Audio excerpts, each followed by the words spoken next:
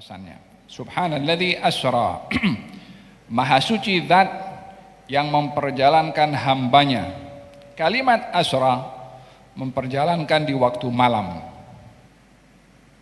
Kalimat memperjalankan ia berbeza dengan berjalan. Jalan itu satu perbuatan. Bila dinisbahkan kepada makhluk, maka ia bergantung kepada kemampuan itu makhluk. Semakin hebat makhluk di dalam mencipta transport untuk berjalan, maka semakin cepatlah perjalanan makhluk yang berbeza satu masa dengan masa yang lainnya, walaupun tujuan dan destinasi jalannya itu sama. Contohnya, orang datang daripada Shah Alam pergi ke Masjid Mu'adz bin Jabal. Naik apa? Naik basikal. Dan orang datang daripada Shah Alam pergi ke Masjid Mu'adz bin Jabal naik motosikal. Tentunya yang naik motosikal lebih laju daripada yang naik basikal. Yang naik motosikal dan orang lain naik Mercedes, tapi ikut jalan lama, maka dia pun sangkut jam juga. Kalau naik kereta Mercedes yang lebih canggih, highway, tol, kecepatannya akan lebih laju. Destinasinya kan sama, pergi Masjid Mu'adz bin Jabal, yang jalan kaki, yang naik basikal, yang naik motosikal. Tujuannya sama, perjalanannya itu menuju tempat yang sama, tapi transportnya beza. Semakin hebat transport, semakin cepat orang itu sampai.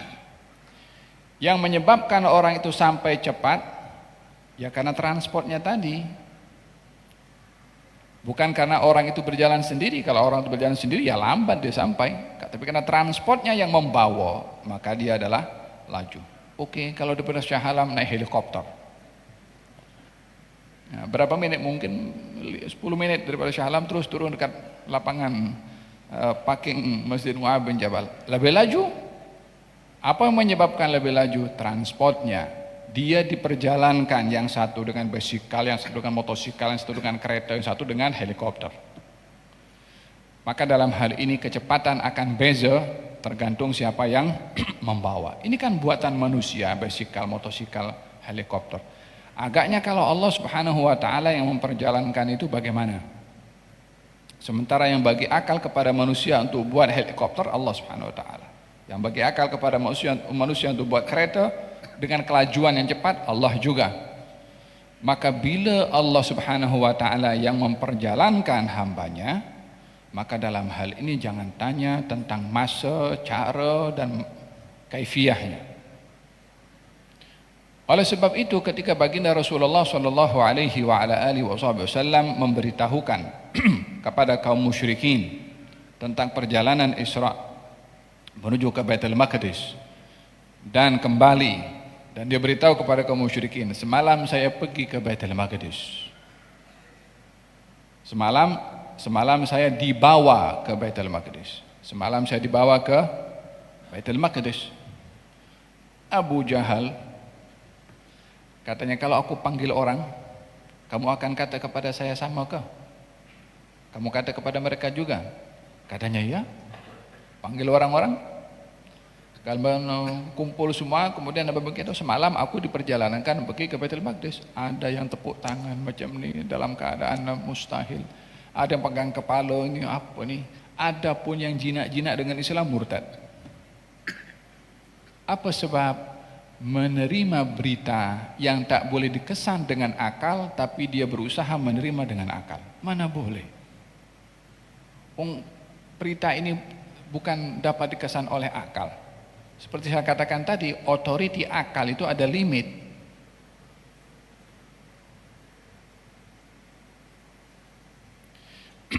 Saya tanya kepada antum semua. Saya ini ada poket di sini. Siapa yang tahu dalam poket saya ada apa? Mau menghukum kita guna mata. Katakan perhati. Di saat mata tidak nampak, akal hanya boleh menebak saja. Mungkin ada duit kot. Oh mungkin ada siwak kot.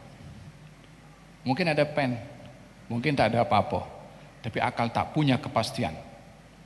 Akal tak boleh memastikan dalam poket saya tak ada apa-apa. Mana boleh? Kalau hatta betul. Hatta akal betul cakap tak ada apa-apa. Daripada mana akal boleh tahu?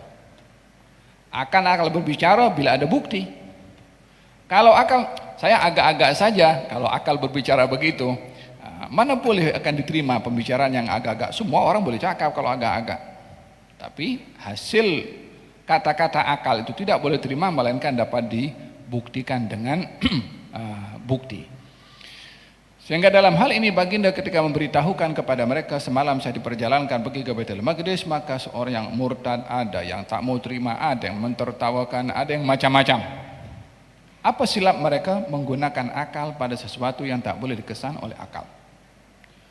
Dalam kita punya hubungan dengan Allah Subhanahu wa taala, hal-hal yang tak dapat dikesan oleh akal, kita hanya perlu untuk beriman. Di antaranya qada dan qadar. Jangan sekali-kali kita mengukur qada dan qadar, kenapa saya ini kena musibah, kenapa ini kena. Ini tempatnya bukan akal untuk berfikir, tempatnya iman. Tempatnya percaya. Tempatnya terima, bukan tempatnya untuk menimbang, untuk mengukur. Allah sifatnya, Rasul pada sifatnya. Ini semua tempat untuk kita beriman kepada mereka. Yang kita tahu tentang Nabi itu sedikit daripada hakikat yang gaib Allah Subhanahu wa taala berikan akan kehebatan Nabi Muhammad sallallahu alaihi wasallam. Kita beriman kepada Al-Qur'anul Karim, ini adalah firman Allah Subhanahu wa taala, tanpa kita dapat mengenal pasti cara turunnya macam mana, Jibril itu menerimanya macam mana sampai kepada Nabi, hakikatnya macam mana. Kita hanya beriman dengan Al-Qur'anul Karim. Demikian hari akhirat. Akan terjadi hari kiamat, akan terjadi bila Allahu a'lam. Macam mana kita boleh percaya kepada benda yang belum berlaku dan kita tidak tahu bila akan berlaku? Sebab itu adalah dalam kotak iman, bukan kotak akal untuk menimbang. Dan dalam hal ini antara akal dengan iman, bagi orang yang beriman, dia akan meletakkan masing-masing pada tempatnya. Yang dalam iman kita percaya kepada Allah Subhanahu wa taala atas dasar keimanan kepada Allah atas berita yang disampaikan oleh Allah Subhanahu wa taala. Kaum musyrikin karena menimbang dengan akal dia tolak. Kecuali Sayyidina Abu Bakar As-Siddiq radhiyallahu anhu warḍah. Katanya in qala faqad shadaq. Kalau dia berkata begitu, dia betul. In qala faqad shadaq. Kalau dia berbicara, dia betul. Kalau dia betul, saya percaya. Macam mana kalau betul tak dipercaya? Itu kan Sayyidina Abu Bakar mengakui, mempercayai berita yang disampaikan oleh Nabi SAW. Walaupun secara akal tidak boleh terima, karena mereka mengatakan kita pergi 1 bulan naik onta, balik 1 bulan, macam mana kamu pergi semalam balik semalam? Dan dalam hal ini, sebagai seorang beriman, ketika membicarakan tentang sesuatu hal yang terkait dengan iman, maka biarlah kita letakkan ia pada iman dan kita percaya tanpa kita memperincikan secara detail, karena itu bukan tugas akal untuk memerincinya atau memahaminya. Yang lebih menakjubkan lagi, kaum musyrikin yang awalnya, yang daripada awal lagi tak percaya, katanya kalau kamu betul pergi Baitul Maqdis, coba beritahu kepada saya macam mana tiang-tiang Baitul Maqdis, Masjidil Aqsa itu, tiang-tiangnya macam mana. Nabi kan berjalan di waktu malam, kumpul dengan para anbiya di sana pun di waktu malam. Takkan nak hitung satu-satu berapa tiang yang ada dalam Masjidil Aqsa. Tujuannya ke sana bukan untuk menghitung tiang, untuk mengimamkan masjid, hal yang lebih agung lagi. Tapi karena mereka fokusnya kepada hal-hal yang material, mereka fokus kepada hal.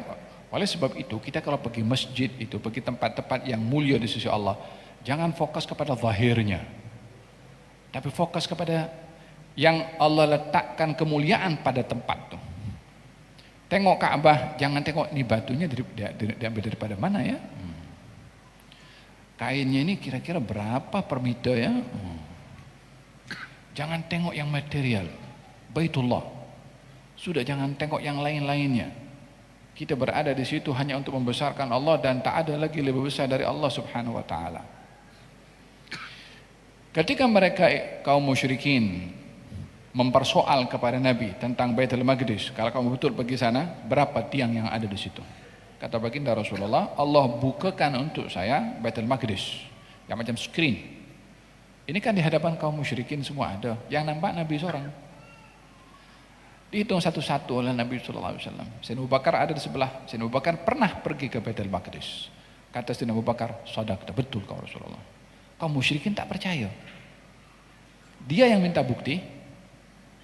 Mereka yang tahu jumlah itu yang ada di Baitul Maqdis, ketika mereka mendustakan Nabi kalau pergi Baitul Maqdis semalam dan balik semalam, buktinya apa? Diberitahu bukti sesuai dengan yang mereka minta. Seharusnya kalau itu ikut akal saja, oh betul lah, kan gitu. Kalaupun tidak beriman kepada Rasulullah, at least paling tidak membetulkan apa yang dikatakan oleh Nabi. Oh, seher kamu nih hebat. Satu. Yang kedua, dalam perjalanan aku pergi ke Baitul Maqdis, aku jumpa dengan satu kafilah. Dan kafilah itu akan sampai ke Mekah esok masa matahari terbit. Diberitahu oleh Nabi bila kafilah itu akan sampai. Siapa boleh tahu kafilah yang berjalan dari satu tempat ke tempat lain akan sampai hari tertentu? Bahkan Nabi tepat dalam memberitahukan masa matahari terbit. Pagi esok mereka standby sebelum terbit matahari.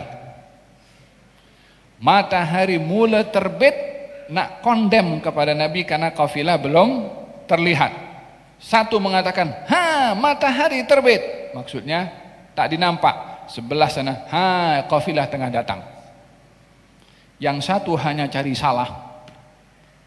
Allah buka mereka punya aib, mereka punya niat jahatnya dengan orang lain daripada golongan mereka sendiri. Itu kafilah datang.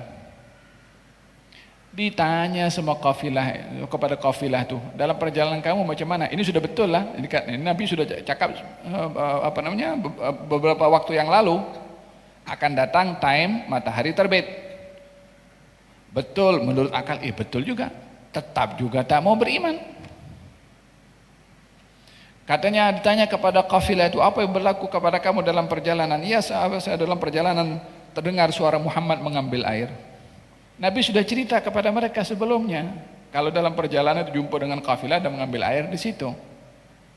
Pun juga mendustakan. Ini menunjukkan bahwasanya akal itu bila dikuasai oleh hawa nafsu, maka dia akan menolak. Tapi akal bila dikuasai oleh iman, dia akan surrender dan juga serahkan kepada iman.